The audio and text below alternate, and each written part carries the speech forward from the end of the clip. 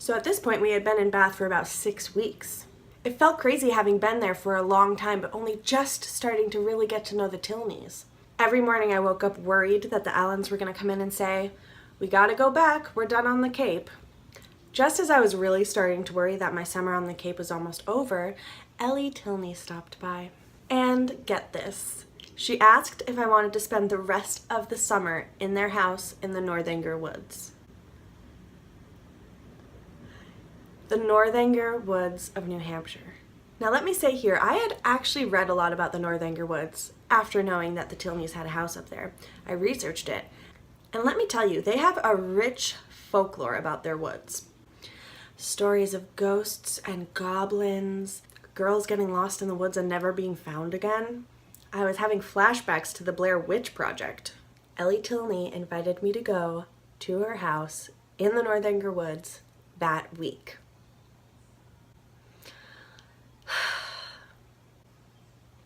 It sounded everything horrid and everything wonderful.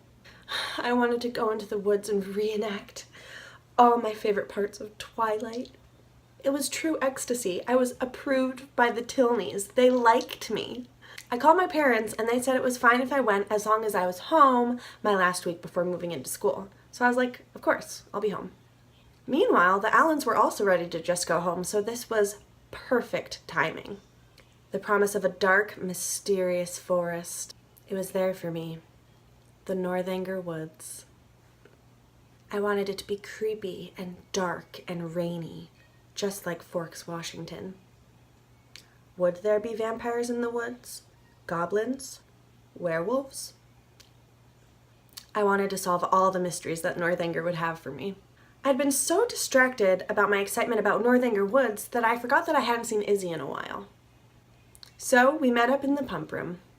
She was pretty distracted, I assumed because of her love for dear James. So I said to her, "Don't worry, Iz, James will be back soon." Then she said, which was weird, "Please don't think I'm so hung up on him that I'm clingy and need him all the time." Then she changed the subject and just asked me about Northanger. We chatted about it a bit and then she changed the subject again. She said, "Oh, I was going to tell you about this text I got from John." And then she said, "But you probably know what it's about." I was not expecting any sort of text from John to her, so I didn't know what it was all about.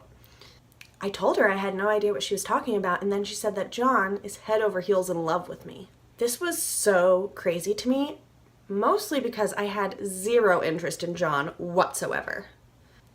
So I told her that, and she got really annoyed and defensive.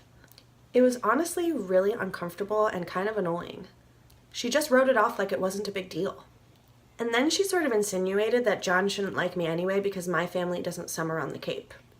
Then she talked for a really long time about how it's fine to change your mind, that girls do it all the time, and that if I really did change my mind about John, then it was fine to admit it. She said that girls are girls and we're allowed to be fickle. Right in the middle of this big and ridiculous speech, Henry's brother walked in. He sat down next to us right in the middle of our girl date, which I found rude. He sat really close to Iz and sipped her coffee like he was flirting with her. It was uncomfortable. I instantly felt like a third wheel, which I was not expecting.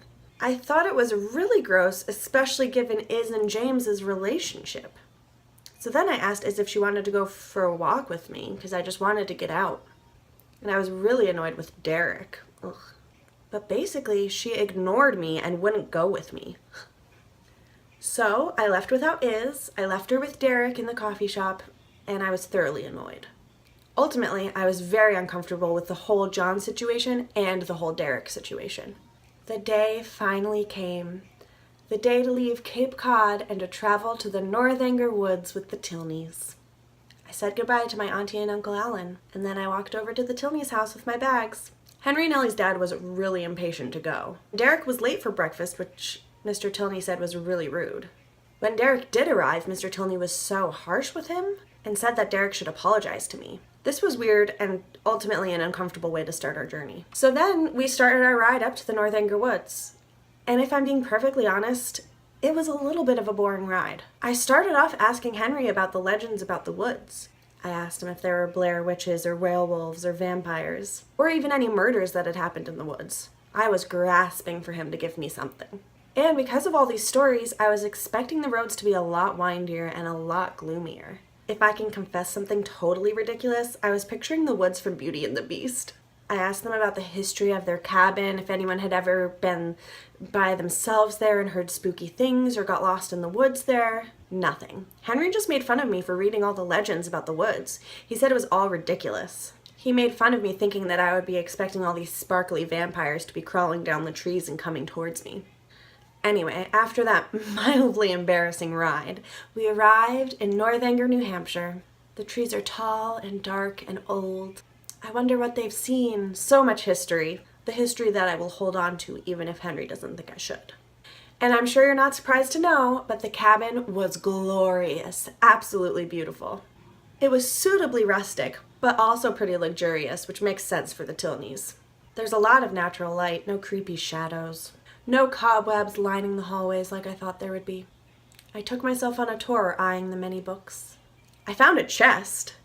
An old, dusty chest, and I was completely intrigued. What could be inside? Jewels, quicksand, treasure, old diaries? That's what I dreamed for. Old diaries in scrawling ink with secrets of torrid romances, secret meetups in the woods. I finally figured out how to open it, and then their cleaning lady came in. So I slammed the chest shut and was thoroughly embarrassed. She gave me a stern look and then just rounded the corner. But when I knew she was gone, I ran back over to the chest and opened it. And guess what I found? All it was extra bed sheets. Literally so practical. Ellie came in later and we chatted. She is so smart and lovely. We went down to dinner and Captain Tilney chastised us for being late. I guess that's just his personality. A little bit manic. There was a lot of tension in the air that I was not expecting. So I thought the cabin was fancy, but that is nothing compared to the food. We had a huge spread. It was like endless amounts of food. Summer classics like coleslaw and burgers from the grill, and also really fancy sausages, pasta salad, dinner quiche. I haven't eaten so well in years. Steak off the grill, corn on the cob. I was so full and so happy. I went up to bed feeling blissfully full of delicious food, and then I passed a creepy-looking little cabinet. So, of course, me being me, I had to open it and see what was inside. No more bed sheets, I was sure. This is where the secrets of Northanger Woods must be hidden. I fiddled it open, and there it was. Some sheets of paper. I knew this was going to be the secret manuscript, the secret diary. Everyone else was going to bed, so there wasn't a lot of light, so I had to get my phone out to use the flashlight to read them, and then my phone battery died. Right in the moment that I needed my phone battery, it died. Classic iPhone. So I scooted back to my room with the papers in hand, and I plugged in my stupid iPhone and waited for it to charge for a couple minutes. And then I looked at the papers. And again, you'll never guess what they were. Laundry lists. I guess this cabin has a lot of laundry they have to store and then write little lists about.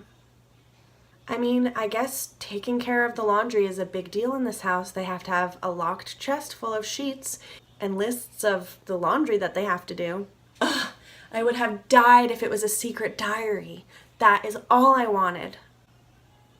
Just imagine finding the secret hidden diary of the Northanger Woods with leaves pressed between the pages. Teardrops, love letters tucked inside. I hadn't found my mystery yet.